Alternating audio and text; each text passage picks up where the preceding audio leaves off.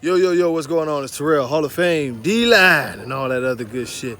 Nobody tried to cut my throat. I actually cut my damn self. But, hey, just out here making another video. I talked about the feet yesterday. Today, I'm going to talk about elbows. And in the American bully community, it's prevalent that we see these dogs with these bowed out elbows,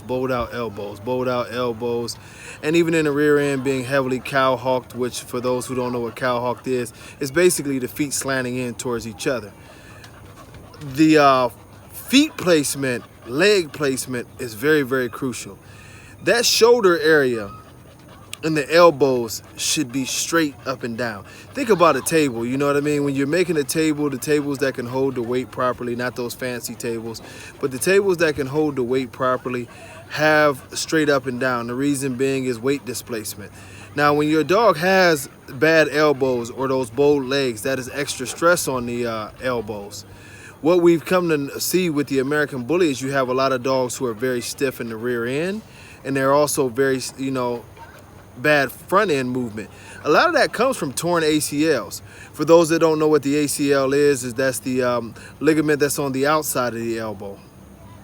Now, I'll tell you, the thing about that is that the function of that is basically to keep the elbow from popping outwards.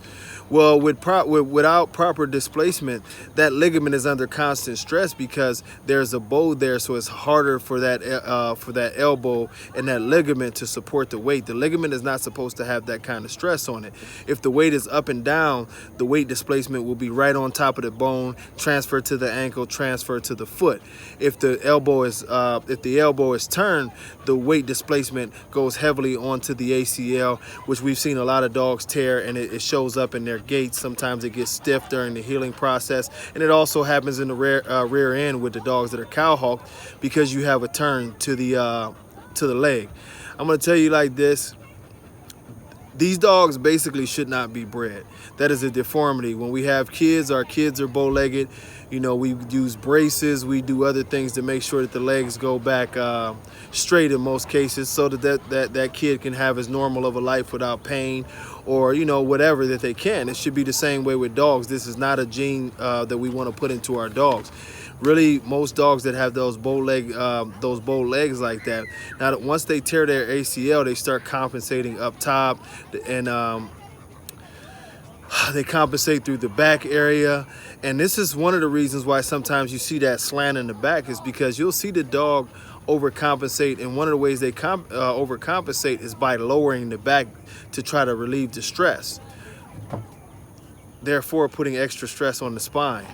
And I'm going to tell you guys like this: neurological problems can be caused by a dog who has extra stress on their spine. This is why you want your dog to go everything to flow hand in hand and go back and forth like it's supposed to.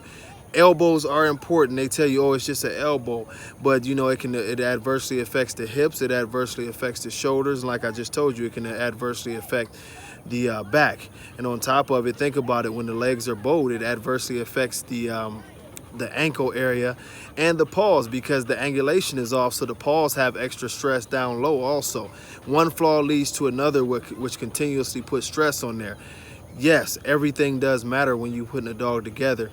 And if we're ever going to be taken serious with any of our dogs, we have to enforce these rules. We have to be strict about these rules. And I'm being honest with you.